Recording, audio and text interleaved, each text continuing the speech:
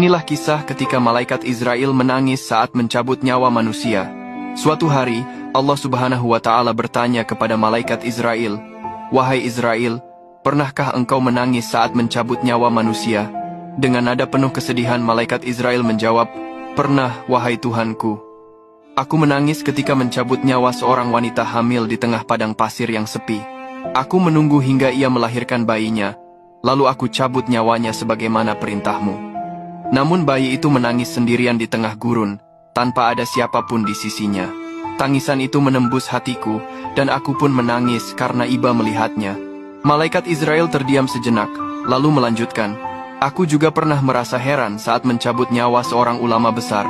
Saat aku mendatanginya, dari kamarnya terpancar cahaya yang amat terang hingga menyilaukan pandanganku seakan ingin menghalangiku dari tugas yang telah engkau perintahkan. Namun, dengan izinmu, aku mencabut nyawanya bersama cahaya itu." Kemudian Allah Subhanahu wa Ta'ala berfirman kepadanya, "Wahai Israel, tahukah engkau siapa ulama itu? Ia adalah bayi yang dulu engkau tangisi di padang pasir itu. Akulah yang menjaganya sejak hari pertama ia menangis sendirian. Akulah yang melindunginya. Akulah yang membesarkannya dengan kasihku. Akulah yang memberinya petunjuk. Hingga akhirnya, ia menjadi seorang ulama yang menerangi umat dengan ilmunya." Mendengar firman itu, malaikat Israel pun menangis. Ia menyadari betapa luas kasih sayang dan kuasa Allah Subhanahu wa Ta'ala kepada hambanya. Sesungguhnya di balik setiap takdir yang tampak menyakitkan, tersimpan rahmat dan rencana yang begitu indah.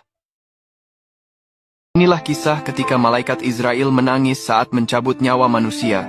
Suatu hari, Allah Subhanahu wa Ta'ala bertanya kepada malaikat Israel, "Wahai Israel, pernahkah engkau menangis saat mencabut nyawa manusia?" Dengan nada penuh kesedihan, malaikat Israel menjawab, "Pernah, wahai Tuhanku. Aku menangis ketika mencabut nyawa seorang wanita hamil di tengah padang pasir yang sepi. Aku menunggu hingga ia melahirkan bayinya, lalu aku cabut nyawanya sebagaimana perintahmu.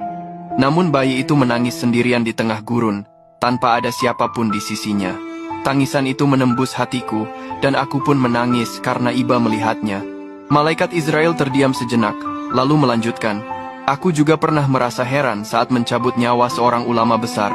Saat aku mendatanginya, dari kamarnya terpancar cahaya yang amat terang hingga menyilaukan pandanganku seakan ingin menghalangiku dari tugas yang telah engkau perintahkan. Namun, dengan izinmu, aku mencabut nyawanya bersama cahaya itu." Kemudian Allah Subhanahu wa Ta'ala berfirman kepadanya, "Wahai Israel, tahukah engkau siapa ulama itu? Ia adalah bayi yang dulu engkau tangisi di padang pasir itu. Akulah yang menjaganya sejak hari pertama ia menangis sendirian. Akulah yang melindungi